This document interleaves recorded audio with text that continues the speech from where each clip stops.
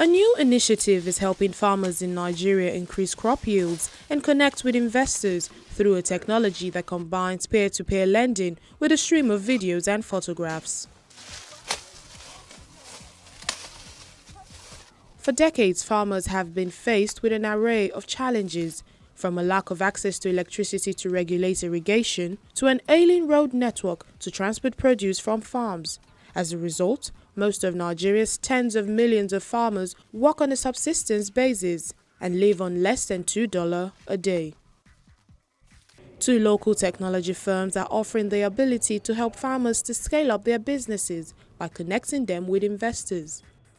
Both companies, headquartered in Lagos and Abuja respectively, enable investors choose from a farm on their website, decide the nature and size of their investment, and receive some of the profits raised after post-harvest sales.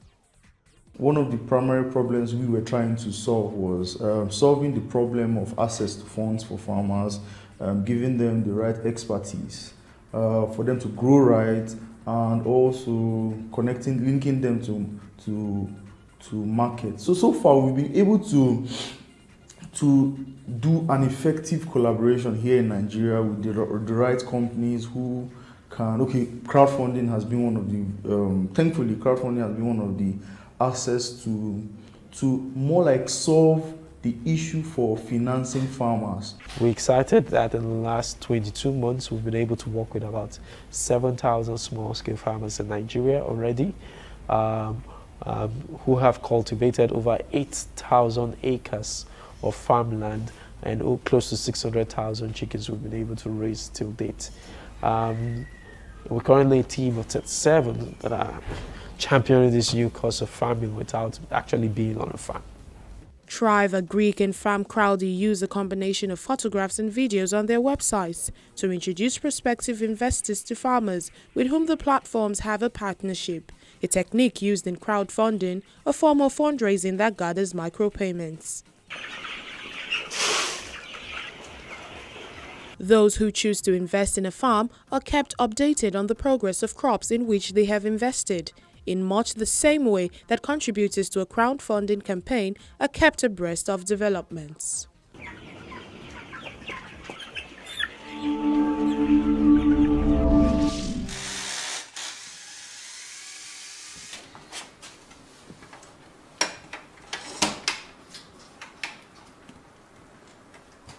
David Aguilar has built himself a robotic prosthetic arm using Lego pieces after being born without a right forearm due to a rare genetic condition.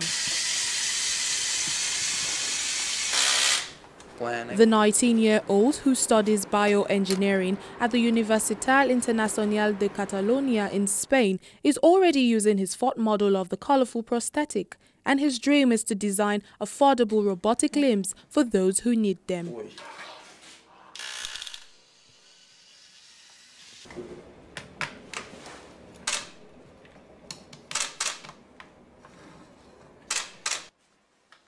Once his favorite toys, the plastic bricks became the building material for Aguilar's first, still very rudimentary, artificial arm at the age of 9, and each new version had more movement capability than the one before.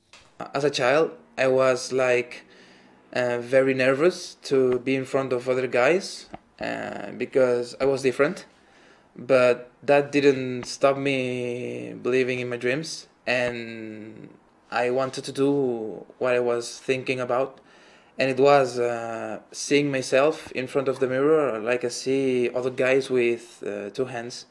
So at the age of 18, last year, I built this prosthetic. I call it the MK1. All the versions are on display in his room in the university residence on the outskirts of Barcelona.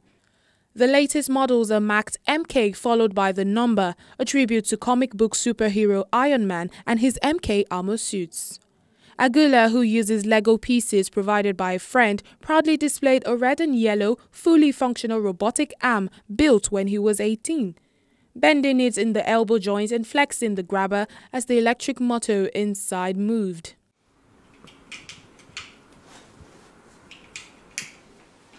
A presentation video on his YouTube channel that he runs under the nickname Hand Solo says his aim is to show people that nothing is impossible and disability cannot stop them. After graduating from university, he wants to create affordable prosthetic solutions for people who need them. My main dream is to finish my university, that's first, but then I would like to go somewhere creating prosthetics for people that can't afford a real prosthetic. Like it's very expensive, but I would try to give them a prosthetic, even if it's for free, to make them feel like a normal person, because what is normal, right? So like a normal person.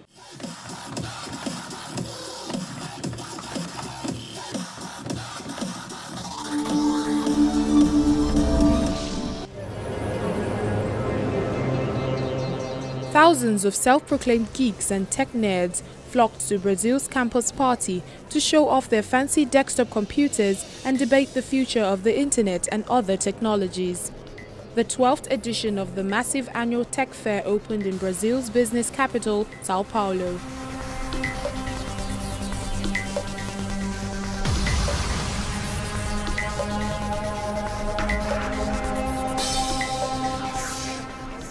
Campus Party is an opportunity for tech-savvy nerds to meet in person and share ideas and knowledge they usually only discuss on social networks.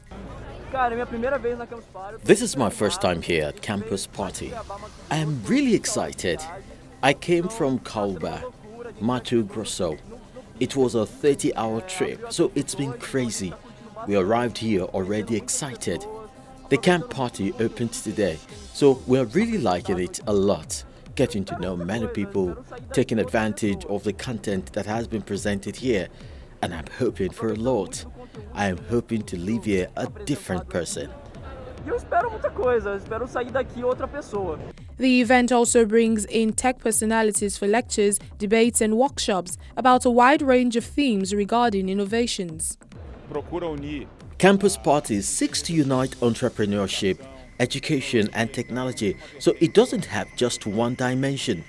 This story of the geek segment is something broad, and we are seeking to act in all the parts of the group of young people to see the Campus Party as an opportunity to show jobs, to improve yourself, to network, to get to know new technologies.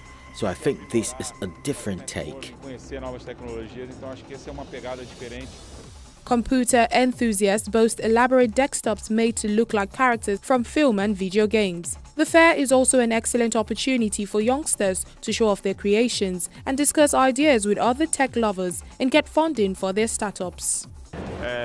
There are 13,000 people here, and the importance of camping is so that we generate a lot of networking.